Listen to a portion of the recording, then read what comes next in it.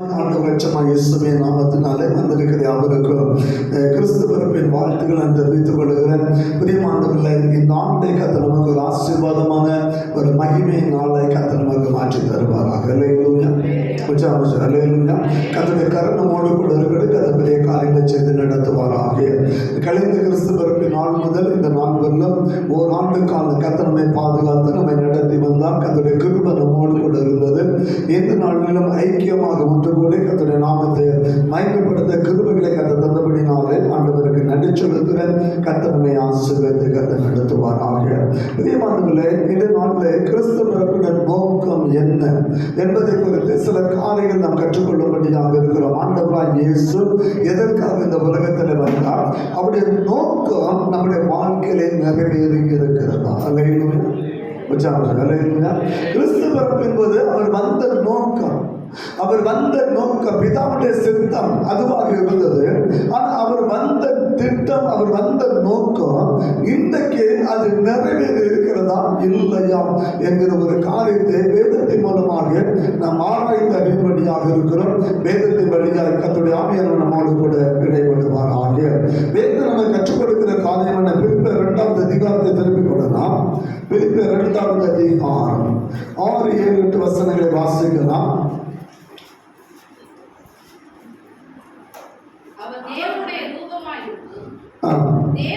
அவர் தேவனுடைய ரூபமாய் இருந்தோம். தேவனுக்கு சமமாய் இருப்பதை கொள்ளையாடின பொருளாக எண்ணாமல் தம்மை தாமே வெறுமையாக்கி அடிமை ரூபம் எடுத்து மனித சாயல் ஆனார். அப்போஸ்தலன் பவுல் ஆண்டவர் வந்த நோக்கத்தை அவர் தெளிவுபடுத்துகிறார். ஆண்டவராய் இயேசு இந்த உலகத்தை வெளிப்படும் போது அவர் எப்படி வெளிப்பட்டார், எதற்காக வந்தார் என்கிற ஒரு காரியத்தை பிலிப்பியர் சபைக்கு அவன் எழுதும் போது அவன் தெளிவாக சொல்லுகிற காரியம் தான்.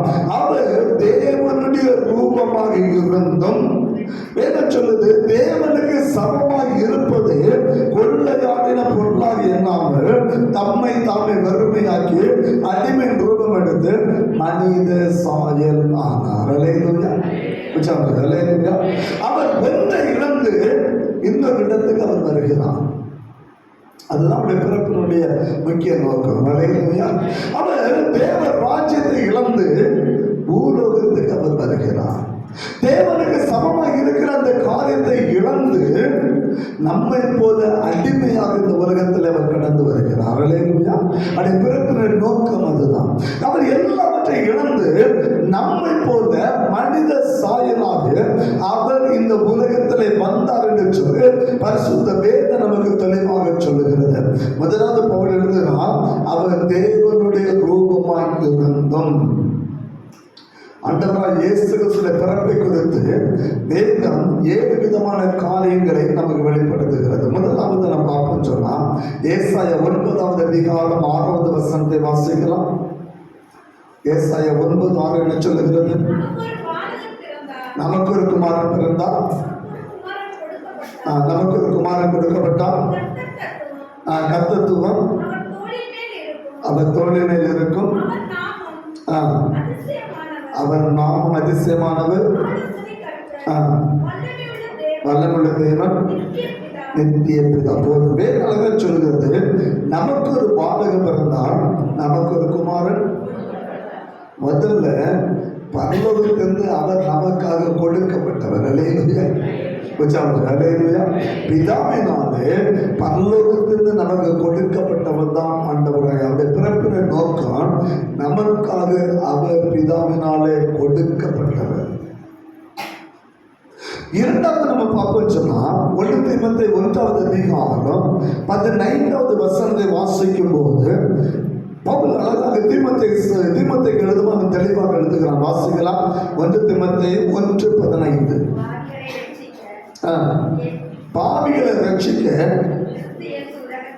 கிறிஸ்து இயேசு உலகத்தில் வந்தார் என்கிற வார்த்தை உண்மையும் எல்லா அங்கீகரிக்க பாத்திரமானது. அவர்களை பிரதான பாவினார். இரண்டாவது, ஆண்டவராய் இயேசு உலகத்திலே வந்தார். அல்லேலூயா. முதலாவது என்ன சொன்ன? நமக்காக கொடுக்கப்பட்டார். இரண்டாவது நமக்காக வந்தார். ஏன்னா அவர் தேவ சாயலில் இருந்ததற்குரிய ஆதாரம் இதுதான். அவர் ஏற்கனவே பரலோகத்தில் இருந்தவர், அல்லேலூயா, தேவனுக்கு சமமாக இருந்தவர், தேவனுடைய சாயலை உடையவராக இருந்தவர், தேவனோடு கூட உறவாடினவர், தேவனுடைய வாழ்ந்து புறப்படுற வார்த்தையாக அவர் வெளிப்பட்டவர். பிரியமானவர்களே, அவர் புதிதாக பிறந்தவர் அல்ல, ஏற்கனவே தேவ ராஜ்யத்தில் இருந்தவர். அவர் நமக்காக கொடுக்கப்பட்டார், நமக்காக இந்த உலகத்திலே வந்தார். அல்லேலூயா. மூன்றாவது வேதம் என்ன சொல்கிறது? கலாத்தியர் 4:5 வாசிக்கலாம். கலாத்தியர் 4:5 என்ன சொல்லுகிறது? காலம் நிறைவேறின போது ஸ்திரீயிடத்தில் பிறந்தவரும் நியாயப்பிரமாணத்தை கீழானவருமாகிய நம்முடைய குமாரனை தேவன் என்ன செய்தாராம்? அனுப்பினார். அல்லேலூயா. முதல்ல தேவனால் கொடுக்கப்பட்டார், இரண்டாவது அவரே வந்தார், மூன்றாவது பிதாவானவர் என்ன செய்கிறார்? உலகத்துக்கு அனுப்புகிறார். நம்ம நோக்கத்தை அறிந்து கொள்ளபடியாக இதை தெரியாம அங்க நம்ம போக முடியாது, நம்ம அறிந்து கொள்ள முடியாது. அது வந்த நோக்கம் என்ன? முதல்ல கொடுக்கப்பட்டார், இரண்டாவது அவரே வந்தார், மூன்றாவது பிதாவானவர் அவரை அனுப்புகிறார். நான்காவது வேதம் என்ன சொல்கிறது? 2 தீமோத்தேயு 1:10 வாசிக்கலாம். 2 தீமோத்தேயு 1:10 நம்முடைய இரட்சகராகிய இயேசு கிறிஸ்து பிரசன்னமானதினாலே அந்த கிருபை அவர் என்ன செய்தாராம்? உலகத்திலே பிரசன்னமானார். அல்லேலூயா. அவர் பிரசன்னமானபடினாலே அந்த கிருபை நமக்கு கொடுக்கப்பட்டிருக்கிறது. அல்லேலூயா. அது நம் வேதம் நம்ம கற்றுக் கொடுக்கிற ஒரு மகிமையான ஒரு காரியம். அடுத்து நம்ம பார்த்தோம்னா எபிரேயர் 9:26 வேதம் சொல்கிற பவுல் அழகாக எழுதுகிறார். எபிரேயருக்கு எழுதும்போது ஒரு காரியத்தை எழுதுகிறான். எபிரேயர் 9:26 வாசிக்கலாம். முதற்கொண்டு அவன் அநேக தரம் பாடுபட வேண்டியதா இருக்குமே, அப்படி அல்ல, அவர் தம்மை தாமே பலியிடுறதுனால பாவங்களை நீக்கும் பொருட்டாக இந்த கடைசி காலத்துல ஒரே தரம் வெளிப்பட்டார். அல்லேலூயா. அவர் வெளிப்பட்டார் என்று வேதம் சொல்கிறது. அவர் நம்முடைய பாவங்களை மீட்டெடுக்கும்படியாக இந்த உலகத்தில் அவர் வெளிப்பட்டார் என்று வேதம் சொல்கிறது. எபிரேயர் 7:14 லூக்கா 7:14 சொல்கிறது. அவர் இந்த உலகத்தில் அவர் தோன்றினார். இதெல்லாம் எதற்கு அடையாளம்? ஏற்கனவே அவர் தேவ சாயலில் இருந்தார். அல்லேலூயா. அவர் தேவனோடு கூட இருந்தார். அவர் தேவனுடைய வலது பார்சத்தில் அவர் இருந்தார். அவர் சிங்காசனத்தில் வீற்றிருந்தார். ஆளுகை அவருடைய கரத்தில் இருந்தது. எல்லா நாமத்துக்கு மேலான நாமத்தை ஏற்கனவே உடையவர்களாக இருந்தார். வானோர் பூதலத்தில் எல்லாரும் அவருடைய நாமத்தை கீழே அடங்கி இருந்தார்கள். எல்லாரும் கர்த்தருடைய நாமத்தை மகிமைப்படுத்தக்கூடியவர்களாக இருந்தார்கள். அப்படிப்பட்ட உன்னதமான ஒரு ஸ்தானத்தை நம்மை மீட்டெடுக்கும்படியாக, நம்மை ரட்சிக்கும்படியாக அந்த ஸ்தானத்தை எல்லாவற்றையும் இழந்து நம்மை போல அடிமையாக இந்த உலகத்தில் வந்தார். அல்லேலூயா. அவர் எல்லாவற்றையும் இழந்து வந்தார். நம்ம அவர் எதை இழந்தாரோ அதை தேடி நம்ம ஓடிட்டு இருக்கிறோம். அல்லேலூயா. அவர் எதை இழந்தாரோ, எந்த சிங்காசனத்தை இழந்தாரோ அந்த சிங்காசனத்துக்காக நாம் ஓடிக்கொண்டு இருக்கிறோம். புரிந்து கொள்ள வேண்டும். அவர் எல்லாவற்றையும் இழந்து நமக்காக உலகத்தில் வந்தார். நம்மை போல வந்தார், நமக்காக வந்தார், நம்மை மீட்டெடுக்கும்படியாக நம்முடைய சாயலில் அவர் வந்தார். ஆனா இன்றைக்கு அவர் வந்த நோக்கத்தை நாம் மறந்து போனோம். அவர் எதை இழந்து இங்கே வந்தாரோ அதை நாம் பெற்றுக்கொள்ளும்படியாக நாம் ஓடிக்கொண்டு இருக்கிறோம்.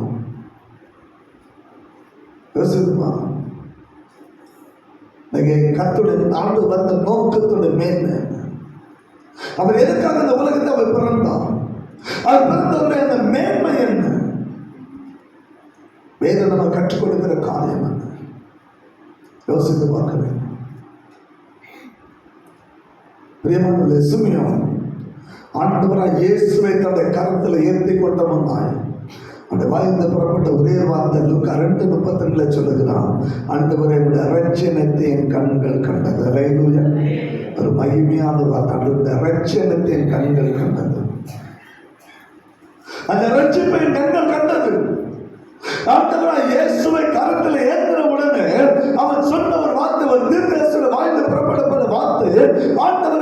ரட்சணத்தை, அந்த ரட்சிப்பை என் கண்கள் கண்டது என்று சொல்லு ஆண்டவரை குறித்து அவன் தீர்க்கதரிசனம் சொல்லுகிறான். அல்லேலூயா.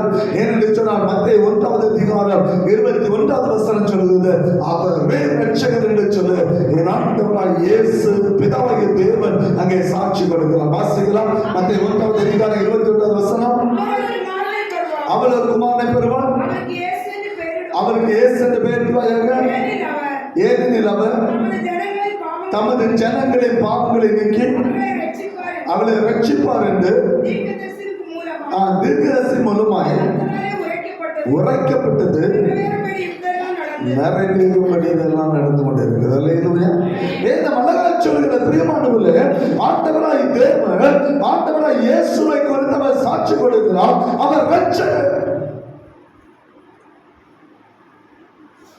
மரியாதை பார்த்து சொன்ன வார்த்தை அதுதான் பிரியமானவர்களே. இயேசுவை பார்த்து வந்த வார்த்தையில் அவர் ரட்சகர். என்ன ரட்சகர்? உலகத்தை ரட்சிக்க போகிறவர். அல்லேலூயா. அவர் ஜனங்களின் பாவங்களை நீக்கி அவளை ரட்சிப்பார். அவர் ஜனங்களின் பாவங்களை நீக்கி அவர் ரட்சிப்பார். அப்படியானால் இந்த கிறிஸ்து பிறப்பு யாருக்கு சொந்தம்? அல்லேலூயா. அல்லேலூயா. ஆண்டவராய் இயேசு யாருக்கு சொன்னார்? இந்த கிறிஸ்துவலாக நீங்களும் நாம் என்ன செய்தோம்? ஒரு கிறிஸ்து பிறப்பின் பண்டிகை நாம் அனுசரித்து கொண்டிருக்கிறோம். ஆனால் கிறிஸ்து பிறப்பின் பண்டிகை என்ன தெரியுமா?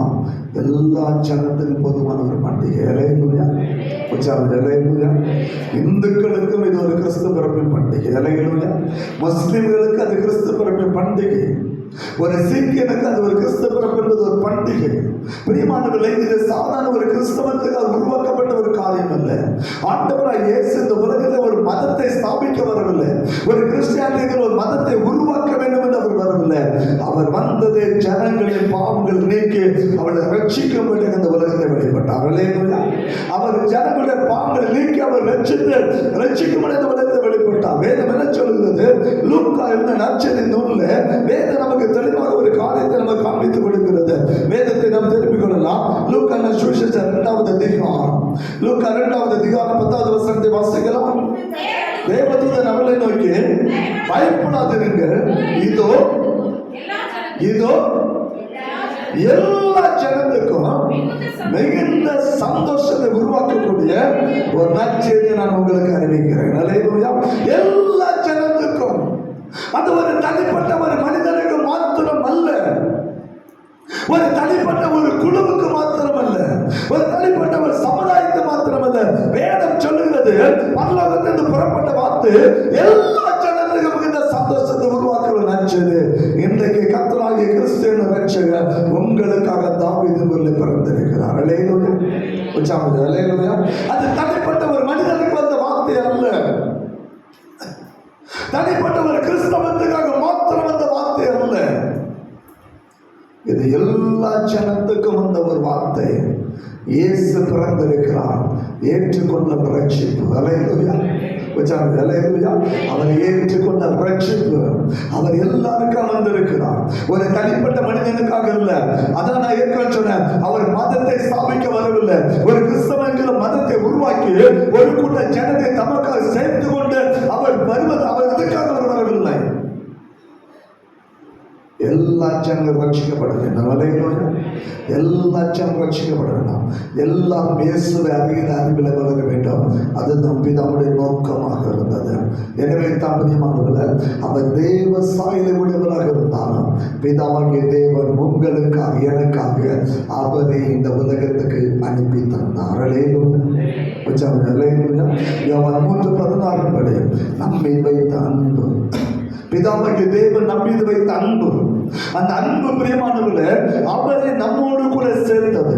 தேவன் நம்மீது வைத்த அன்பு அவர் நினைத்திருந்தால் நோவாவுடைய நாட்களை போல முழு உலகத்தை அழித்து ஒரு புதிய சந்ததை உருவாக்கி இருக்க முடியும். அல்லேலூயா. அல்லேலூயா. பிதாவாகிய தேவன் நினைத்திருந்தால் நோவாவுடைய நாட்களை போல முழு உலகத்தை அழித்து ஒரு சந்ததை அவரால் உருவாக்கி இருக்க முடியும். அவர் அப்படி செய்யலை. ஏன் தெரியுமா? நம்ம இது வைத்த அன்பு. அல்லேலூயா. நம்ம இது வைத்த இரக்கம், நம்மை மீட்டெடுக்க வேண்டும் என்கிற ஒரு தரிசனம் பிதாவாகிய தேவனுக்கு இருந்தபடினாலே அவர் ஒண்ணுமே கிடைக்கல, தன் தன்னுடைய குமாரனை அனுப்பி தந்தார். அல்லேலூயா. நம்முடைய குமாரன் இந்த உலகத்தில் அனுப்பி தந்தார். வேதம் நம்ம கற்றுக் கொடுக்கிற ஒரு மகிமையான ஒரு காரியம் அதுதான். வேதம் நம்ம கற்றுக் கொடுக்கிற ஒரு மகிமையான ஒரு காரியம். எனவேதான் இயேசு சொன்னார் லூக்கா 19:20 இழந்து போனது தேடவும் ரட்சிக்கவுமே மனுஷக்கும் அந்த உலகத்திலே வந்திருக்கிறார். அல்லேலூயா. இழந்து போனது தேடவும் ரட்சிக்கவும் மனுஷக்கும் அந்த உலகத்திலே வந்திருக்கிறார். நம்மை தேடி வந்தார். தேவன் நம்மை இழந்தார். தேவன் நம்மை இழந்தார். பிரியமானவர்களே, நீங்க வேதத்தை வாசிக்கும் போது ஆதியாகமம் 1:27 நமது முதல் பெற்றோரை கதை உருவாக்குகிறார். நம்முடைய முதல் ஆதி பெற்றோரை கதை உருவாக்கினார். அவர்கள் அவருடைய சாயலாக உருவாக்கினார். அவர்கள் தேவ சாயலை உடையவராக இருந்தார்கள். அவர் மனுஷகுமார சாயலை உடையவராக இருந்தார்கள். தேவ சாயலை சிருஷ்டிக்கப்பட்டவர்களான அவர்கள் மிகவும் பரிசுத்தமாய் வாழ்ந்தார்கள். ஆனால் ஆதியாகமம் 3:1-7 வாசிக்கும் போது பாவத்துக்கு அடிமைப்படுத்தி தேவனை விட்டு விலகி போனார்கள். தேவனோடு உறவாட வேண்டிய மனிதன், தேவனோடு கூட இணைக்கப்பட வேண்டிய மனிதன், தேவனோடு பேச வேண்டிய மனிதன், அவருடைய சாயலுடைய மனிதன் பாவம் செய்தபடினாலே அந்த தேவ சாயலை இழந்தான். தேவனை விட்டு பிரிந்தான். தேவனை விட்டு ஓட ஆரம்பித்தான். அன்றைக்கு ஓடினவன் தான் இன்னைக்கு என்ன செய்யலாம்? பாவத்தினாலே ஓடிக்கொண்டே இருக்கணும். அந்த பாவம் இன்றைக்கு மனிதனை தேவ சமலை சேர்க்கிறது இல்லை. பாவத்துக்காக விரைந்து ஓடுகிற கால்கள், அக்கிரமத்தை நடப்பிக்கும்படி விரைந்து ஓடுகிற கால்கள் இன்றைக்கு தேவ சமத்துடன் ஓடிக்கொண்டுதான் இருக்கிறான். கர்த்தர் அவனை விட்ட பாடில்லை, அவரும் அவனை தேடி போய் கொண்டே இருக்கிறார். அவனும் ஆண்டவருக்கு ஓடிட்டு தான் இருக்கிறான். இவரும் விட்ட பாடில்லை. நீ எவ்வளவு தூரம் ஓட நானும் பார்க்கலான்னு சொல்லிட்டு இவரும் பார்த்துட்டு தான் இருக்கிறார். ஏன்னா ஒரு நோக்கம் இழந்து பொழுது தேட ரட்சிக்க வந்த உலகத்தில் வந்தார். அவருடைய மீட்பின் காரியம், அவருடைய நோக்கம், அவருடைய தரிசனம் அதுதான். பிதாவாகிய தேவன் இழந்தார், மனிதனை இழந்தார். மனிதன் தேவனை இழந்தான், தேவன் மனிதனை இழந்தார். 2 சம்பவம் ஆதியாகமம் 3 நடைபெறுகிறது. பிரியமானவர்களே, அந்த 3 நடக்கும் போது மனிதன் தேவனை விட்டு ஓட ஆரம்பித்தான். தேவன் மனிதனை தேட ஆரம்பித்தான். தேவன் மனிதனை இழந்து போனான். அவனை மீட்டெடுக்கும்படியாக அந்த குமாரனை அனுப்பி தந்தார். ஏன் காரணம் என்ன? வேதம் சொல்லுகிறது, இரத்த சிந்துதல் இல்லாமல் பாவ மன்னிப்பு இல்லை. எபிரேயர் 9:22 நமக்கு வெளிப்படுத்த வாசிக்கலாம். எபிரேயர் 9:22 என்ன சொல்லுகிறது? நியாய பிரமாணத்தின்படி கொஞ்சம் குறைய எல்லா ரத்தத்தினாலே சுத்திகரிக்கப்படும் இரத்த சிந்துதல் இல்லாமல் மன்னிப்பு உண்டாகாது. இரத்த சிந்துதல் இல்லாமல் இந்த உலகத்தில் மன்னிப்பு உருவாகாது. மனிதனுடைய பாவம் மன்னிக்கப்பட முடியாது. அப்ப ஒரு மனிதன் பாவம் செய்தான் என்று சொன்னால், ஒரு மனிதன் அக்கிரமத்துக்குள்ள இருக்கிறான் என்று சொன்னால், அந்த பாவத்தில் அவன் வெளியே வர வேண்டும் என்று சொன்னால், அவன் பரிசுத்தமான ஒரு வாழ்க்கை அவன் பெற்றுக்கொள்ள வேண்டும் என்று சொன்னால், ஒரு ரத்தம் சிந்தப்பட்டாக வேண்டும். ஒரு ரத்தம் சிந்தப்பட்டாக வேண்டும். நடக்கிற காரியம் என்ன? ஒரு மனிதனுக்காக இன்னொரு மனிதன் ரத்த சிந்த முடியாது. ஏன்னு சொன்னா எல்லாரும் நாம் பாவத்திலே பிறந்த பிள்ளைகள். அல்லேலூயா. ரோமர் 3:23 வாசிக்கலாம். ரோமர் 3:23 என்ன சொல்லுகிறது?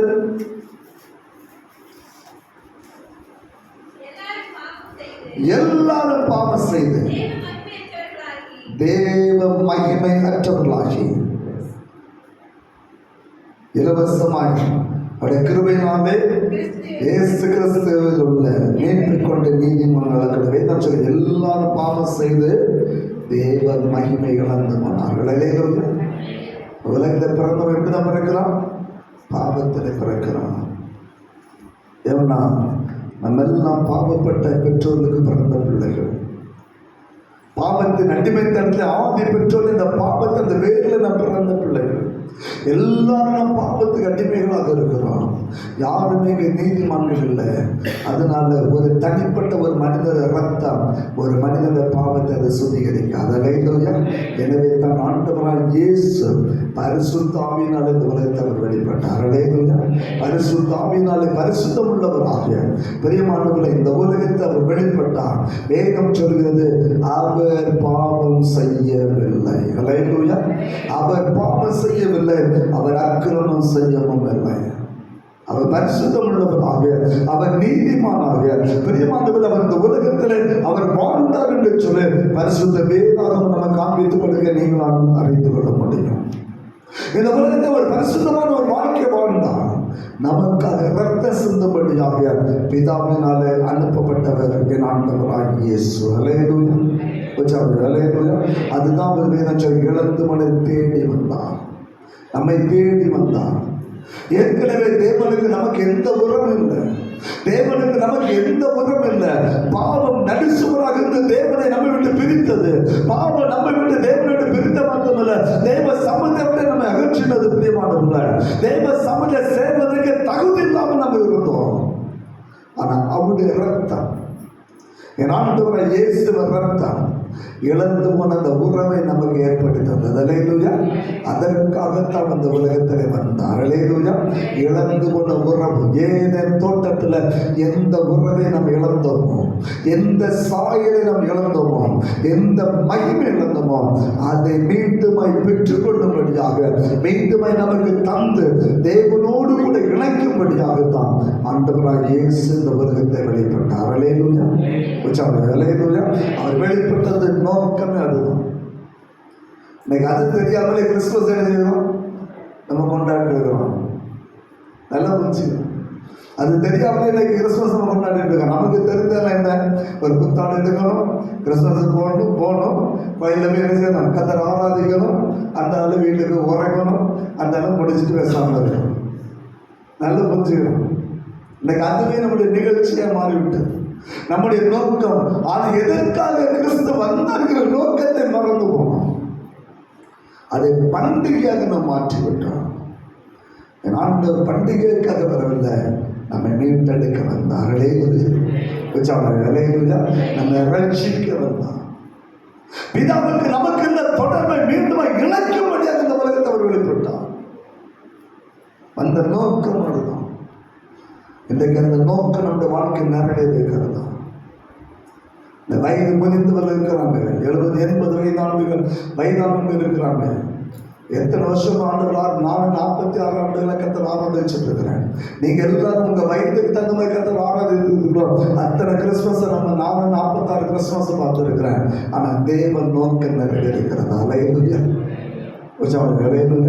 பண்டிகை கொண்டாடி வருஷத்தோடு பண்டிகை கொண்டாடிட்டு இருக்கிறோம்.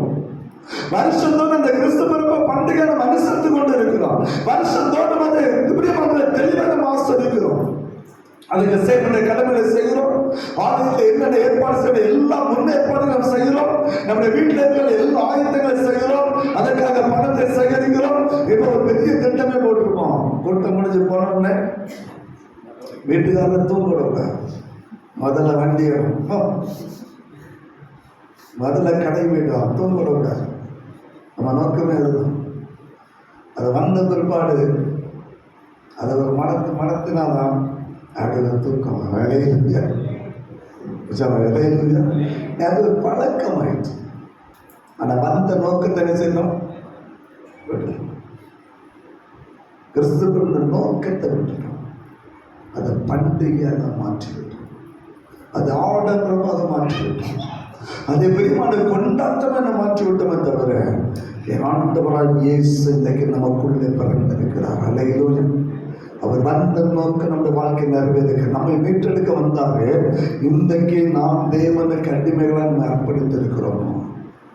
கர்த்தர் வந்த நோக்கம் இந்த வாழ்க்கை நிறைவேறுகிறது. எத்தனை நாம் சாட்சியாக சொல்ல முடியும்? பிதாவாகிய தேவன் தன்னுடைய குமாரனை அனுப்பி தந்த தரிசனத்தோடு அனுப்பி தந்தாரு. பிதாவாகிய தேவன் குமாரனை நமக்காக ஒப்பு கொடுக்க அவர் அனுப்பி தந்தார் அல்லவா? நம்மை மீட்டெடுக்க அனுப்பி தந்தார் அல்லவா? பிதாவுக்கு நமக்கு தான் அந்த உறவை மீண்டுமாய் புதுப்பிக்க அவர் நம்மை அனுப்பி தந்தார் அல்லவா?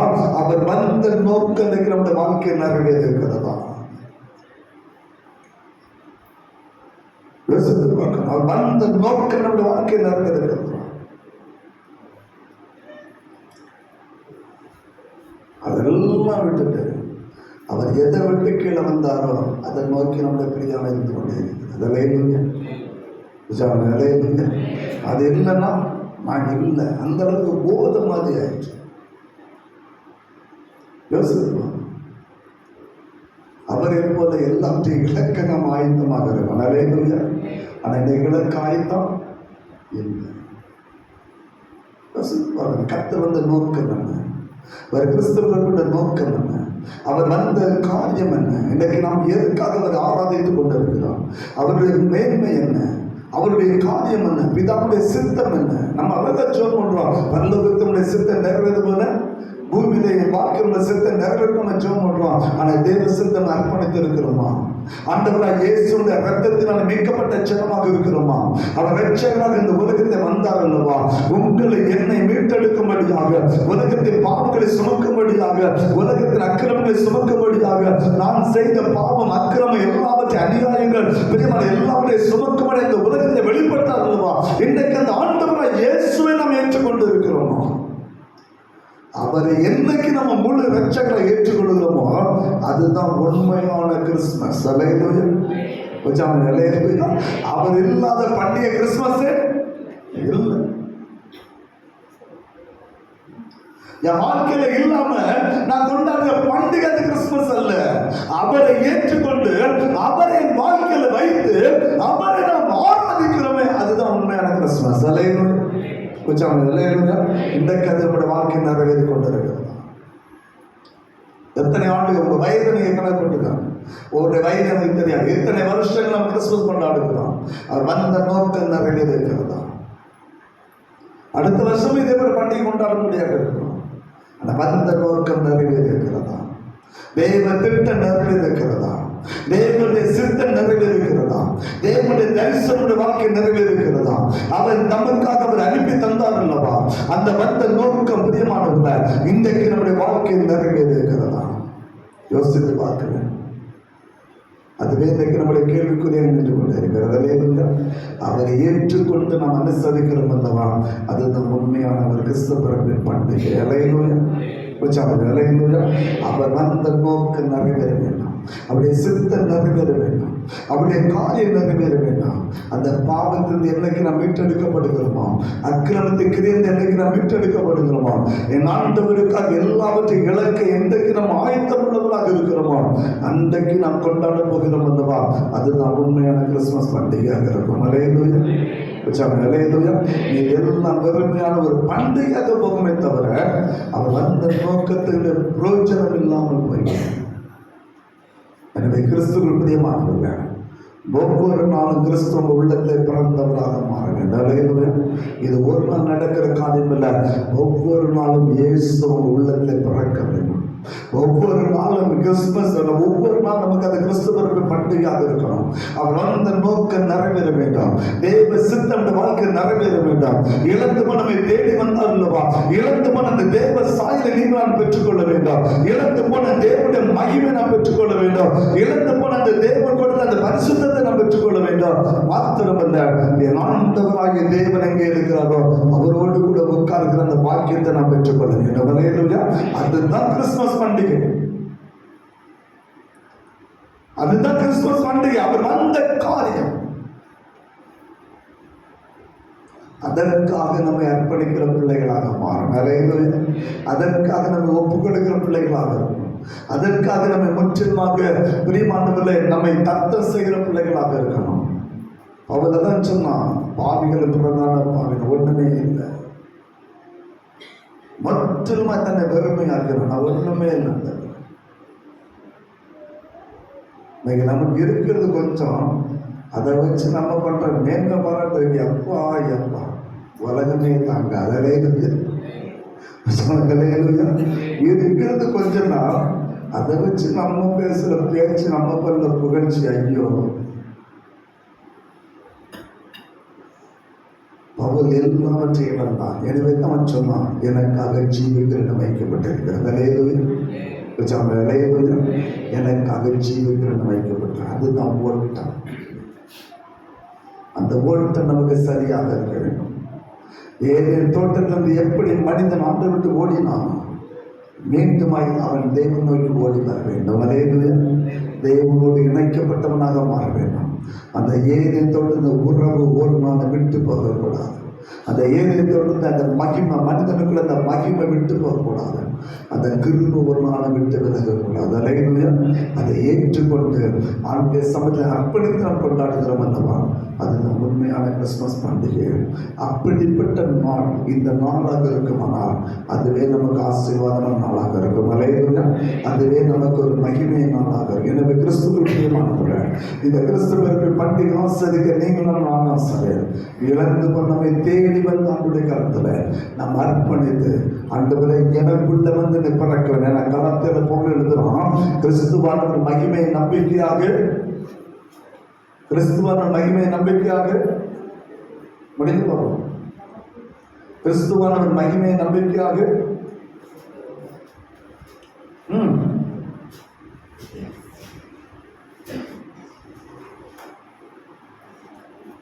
கிறிஸ்துவான மகிமை நம்பிக்கையாக உங்களுக்குள் இருப்பதே அந்த ரகசியம். வாசிக்கலாம். கொலோசியர் 1:27. கொலோசியர் 1:27 என்ன சொல்லுகிறது? புறஜாதிகளுக்குள்ளே விளங்கிய இந்த ரகசியத்துள்ள மகிமை ஐஸ்வர்யம் என்னதென்று தேவன் தம்முடைய பரிசுத்தவான்களுக்கு தெரியப்படுத்த சித்தமானார். கிறிஸ்துவானவர் மகிமையின் நம்பிக்கையாக உங்களுக்குள் இருப்பது அந்த ரகசியம். அப்ப ஏசு எங்க இருக்கணும்? எனக்குள்ள. அவர் எனக்குள்ள பிறக்கணும். அவர் எனக்குள்ள வாசம் பண்ணணும். அவர் என்னோடு கூட தங்கியிருக்கணும். அப்படி இருக்கும் என்று சொன்னார், எந்த மனுஷனும் பிரகாசிக்கும் உலகத்தை வந்த ஒளி என்னுடைய வாழ்க்கையை பிரகாசிக்கும். அந்த ஒளி என்ற வாழ்க்கையை பிரகாசிக்கும் நினைவுத்தான் அது வெப்பம் சலகான ஒரு பாட்டு பாடுகிறேன். கிறிஸ்துவுக்குள் வாழும் எனக்கு எப்போதும் வெற்றி கொண்டு, கிறிஸ்துவுக்குள் வாழும் எனக்கு எப்போதும் வெற்றி கொண்டு,